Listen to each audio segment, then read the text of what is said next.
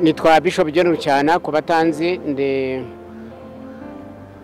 umwepiskopi muri diocese ya Shyira waruhutse imirimo y'itorero ibya management ibya leadership ya church ariko ndacyakora imirimo yindi Imana inkoresha. Uyu munsi rero twahuye n'abana ba Sunrise badusabye kubana nabo kuko bakoraga umunsi mukuru wo kwibuka imyaka 20 bamaze ishuri ritangiye. Bamwe mu baritangije n'abandi barijemo nyuma ariko bose bahize bakaba barahavuye, bakaba bafite uko bari bafite icyo bigejejeho kubera inyigisho bahawe, zaba ari amasomo academic, yaba ari amasomo yubaka ubuzima n'agaciro ka muntu. Ibyo byose baje kubishimira Imana no kugira ngo bibuke urwo rugendo bagenze rw'imyaka 20 kuva batangira kugeza uyu munsi. Twashimiye Imana rero hamwe nabo kuko ibyo twabigishaga n'ibyo twifuzaga bageraho batangiye kubigeraho, kandi twabibukije ko ibyo bagezeho atari rwo rugendo gusa, bagomba gukora n'ibindi byinshi kuko baracyari mu buzima, baracyari bato, baracyafite abana, bagiye kubaka ingo, bagiye kubyara abana. Ibyo byose bagomba kubikorera strategy na gahunda yo kubiteza imbere, kandi no kumenya ngo context nyarwanda bagomba kuyikuramo opportunities ziterambere, noneho nabo bagakomeza bakiga kuko kwiga ntibirangira. Murakoze rero, iwo niwo munezero twagiranye n'abana bacu, kandi dufite ibigiringiro ko bagiye gukomeza kwexeringa no gutera imbere mu nshingano z'ubuyobozi mu nzego zabo aho bari hirya no hino. Murakoze cyane.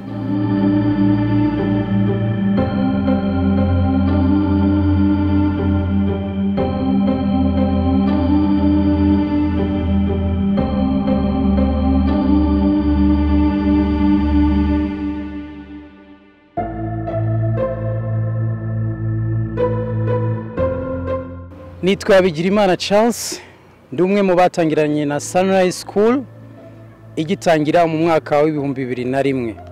Ntabwo byari ibihe byoroshye, ni igihe tutumvaga uburyo umwana ashobora kuba yatangira primaire akarekura ababyeyi, ariko icyo gihe byarabaye kuko ndibuka neza n'igihugu ntabwo cyari kiri mu mwanya mwiza, nibwo cyari kiri kuva mu ntambara. Ariko abana twarahuye tutaziranye, turi nabatoya cyane. Icyo gihe ndabyibuka neza no kwiyambika byari bigoye, ariko kubera hari ababyeyi bari batojwe kwakira abana bangana gutyo bavuye mu byiciro bitandukanye, hari abakene, hari abari mu kigero cyari cyo cyose, hari n'abari bafite ibikomere bitandukanye. Ariko icyo gihe cyose twakinyuzemo. Uyu munsi turashima Imana, ari nayo mpamvu twihuje nk'abanyeshuri mu muryango witwa SOSA mu magambo ahinnye, noneho mu magambo maremare Sunrise Old Student Association. Nibwo twatekereje tujya hamwe turavuga dukwiye gushiraho itariki yo gushima Imana, ariyo y'uyu munsi. Turashima Imana cyane kuko twavuye kure, twabivuga ni byinshi cyane, twahuye n'amasomo tutari twiteguye, twihura n'ururimi tutari twiteguye, nitwe twatangiye muri systeme y'Icyongereza, ariko ibyo byose Imana ibidukuramo amahoro.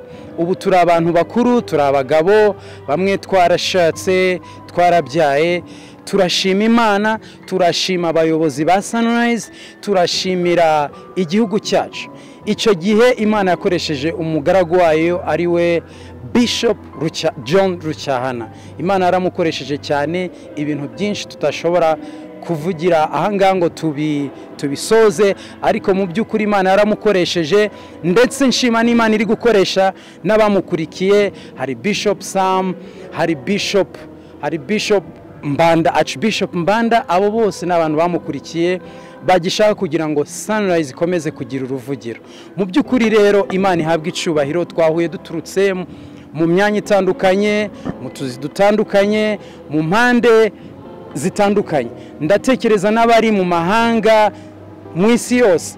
Sunrise iri kuzenguruka isi yose kubera ko twahawe uburere bwiza, education nziza, ibyo byose ni ibintu twashize hamwe byose tubasha gushima Imana. Rero Imana ihabwa icubahiro kubw'uyu munsi. Uyu munsi ni uw'ingenzi, twabashe kongera guhura abantu twari duherukana kera cyane.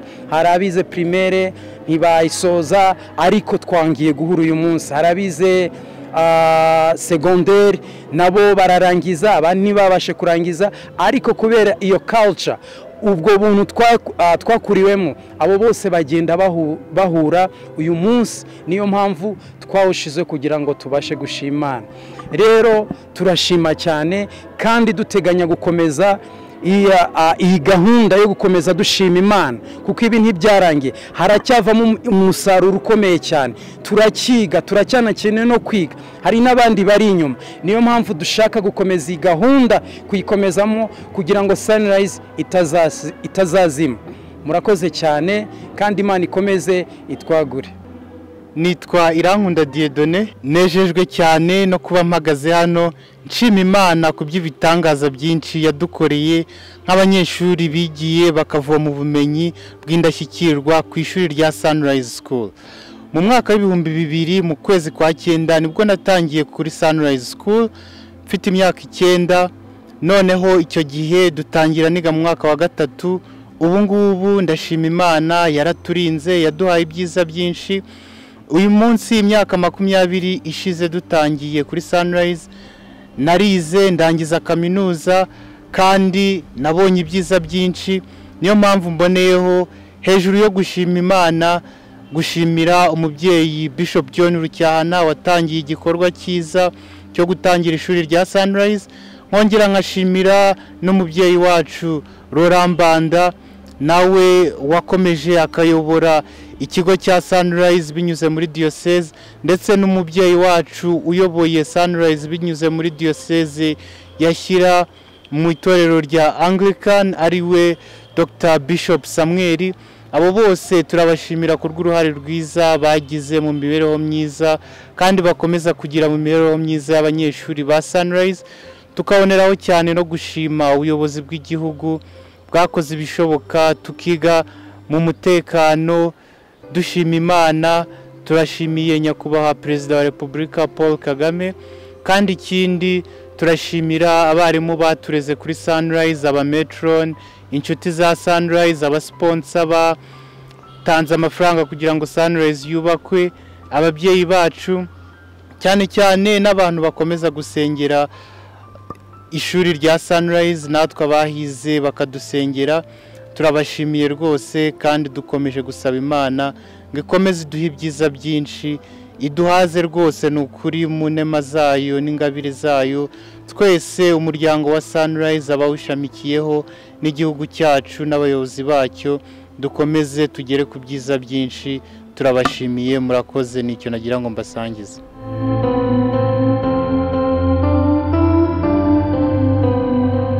Uyu munsi turashima Imana kuko hari abana bigiye muri Sunrise bari muri association yitwa SOSA, baje gusura kuri diocese no gushima Imana kubw'imyaka 20 bamaze bavuye ku kigo.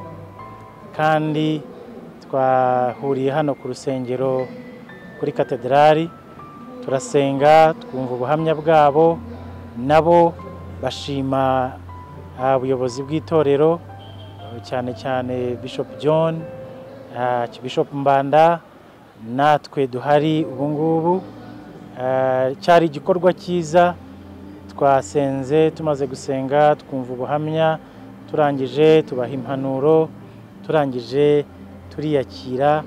Byari ibintu byiza kuko iyo umwana yibutse aho yatangiriye akaza gushima Imana, biba bigaragaza yuko uwo mwana yabonye uburere. Turabishimira Imana kuko Sunrise nyuma y'imyaka 20 biradusaba guhindura imikorere tujyanye na gahunda y'igihugu, biradusaba gushyira imbaraga mu masomo, mu myigishirize, biradusaba kunoza ireme ry'uburezi tugendeye kuri gahunda ya leta yacu. kimwe mu bintu bikomeye byagiye bivugwa ni ugushimira nyakubahwa Perezida wa Repubulika imbaraga ashyira mu mutekano, imbaraga ashyira mu burezi bunoze, imbaraga ashyize mu kuzamura amajyaruguru kugira ngo habe ahantu hanoze, habe ahantu hagaragara neza ku buryo abantu bose bahishimira. Sunrise rero dukomeje gushyira imbaraga mu ireme ry'uburezi ryiza. Dufite abana benshi cyane, twagize amahirwe yo kunoza ibikoresho twari dufite, murabyumva byinshi byari bimaze imyaka 20, ariko twabonye ibibuga bishya, twahinduye za lab, twahinduye za dortoir, twaguze ibitanda bishya. Ibi byose ntabwo ari imbaraga zacu gusa, ahubwo ni imbaraga z'ababyeyi, z'abafatanyabikorwa na gahunda ya leta iriho kuzamura ireme ry'uburezi. Tukaba rero twishimye cyane kandi dutegereje ibiri imbere. Nk'abakristo turasenga tukizera, dufite icyizere yuko tuza kubona abana benshi cyane kugira ngo iri shuri rizamuke kandi n'ireme ry'uburezi rikomeze kuzamurwa. Mwakoze cyane.